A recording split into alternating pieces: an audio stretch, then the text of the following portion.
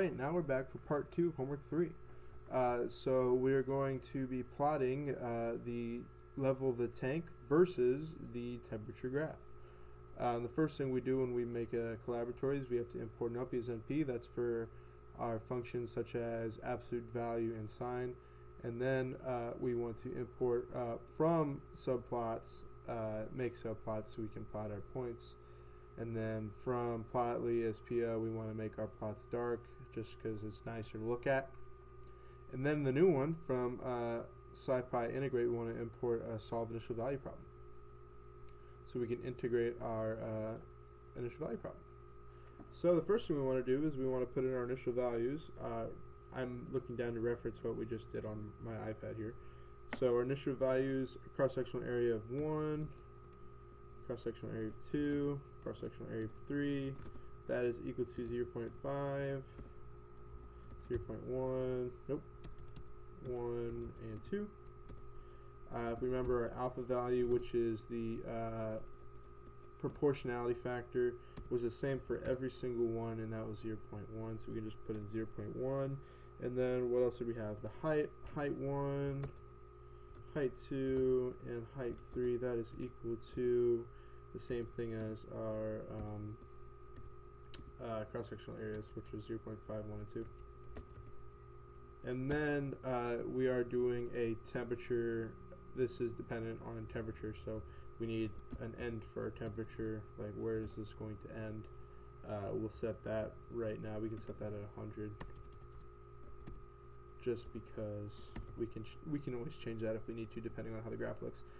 So that is good and dandy. Now let's add the right-hand side of our equation here. So we need to define the right-hand side. Remember we said that we need two variables. We need the constant and what we're solving for. So temperature is always constant, and then we're solving for volume because remember we said cross-sectional area times the change of the height over time is equal to the volume. So we are solving for the volume first and foremost. So let's unpack that. Remember we said these heights are equal to the volume. Related in the volume, related to the cross-sectional area. So that's equal to V.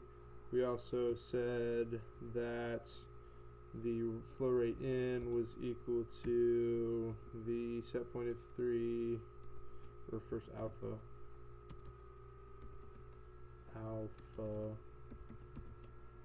times the set point of 3, H3 set point minus the height of 3. Well, then we also need to specify what the set point was. That was 4. Okay. So we can just go right into Q3 here. Or let's do Q1 first.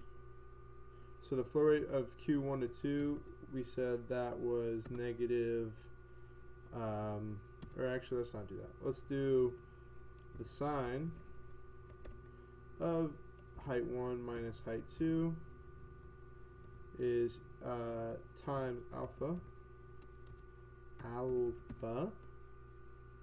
times the absolute value of h1 minus h2, and we said that was to the 1/2 power. Similar thing for the flow rate between 2 and 3. So that is h2 minus h3 multiplied by alpha times the absolute value of h2 minus h3 to the 1/2 power. And then we said the flow rate of 3, where's Q? Flow rate of 3 was just alpha times h3. So I'm going to lose my mind with alpha. I cannot spell alpha. Thank you, alpha. So you might be asking, well, what do we need to return? We need to return the value of the height. So that would be equal to dividing the cross-sectional area to both sides. So for 1, that was Q 1 and 2 divided by A1.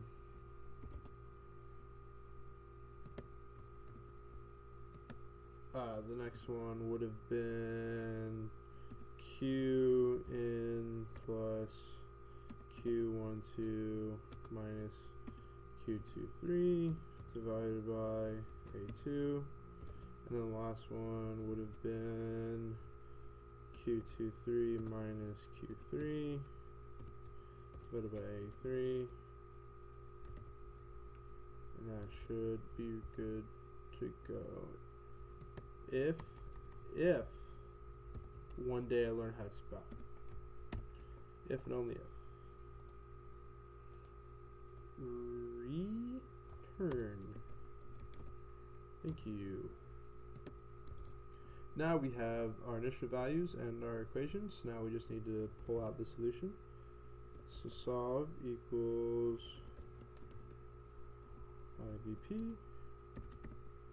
We need to put in our functions. So right hand side times 0 to the end of t, the end of time, time h1, h2, and h3, and then our method what was our method? So down, and then our dense output is equal to true dot solve. Bada bing, bada boom. Now we can go ahead and plot. So t underscore plot, the plot of time. We need to put in some values for time. So we'll just plot good old NP-lin space and NP-lin space from 0 to t, and how many points do we want? I think in class we did 500, so we'll do that again. Nope. Okay, make sure it likes it. And then obviously we need to import our values of h1, h2, and h3. That was equal to sol, but also needs to be multiplied by time. So throw that in there, and then we need to import our subplots. So underscore, yeah. Subplots.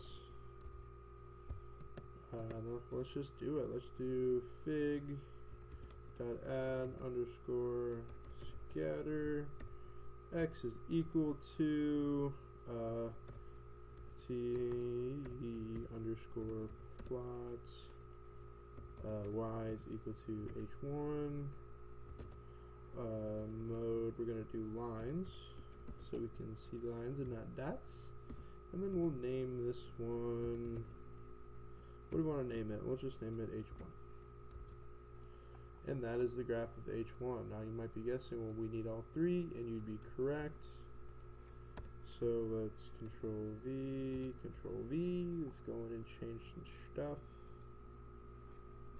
H2, H2, H3, H2, go down, no, thank you, H3, H2, H3, bada bing, bada boom, there it is, look at that, that looks beautiful. Okay, there are the graphs of the heights of the tanks over time. We see that tank 3 starts the highest, just like it did in our graphs and our different equations. But then we see it actually becomes the least full over time.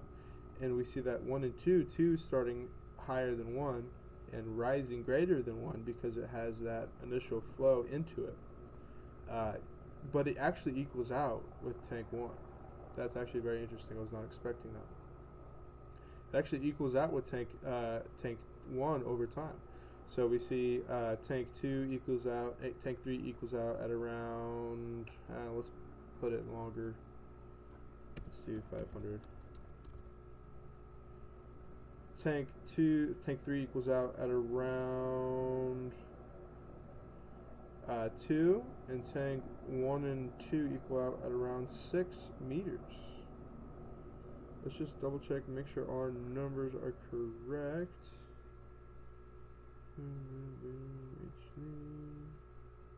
Because I think those values are right, but we're just gonna double check just to be safe, because we don't want to make a small mistake.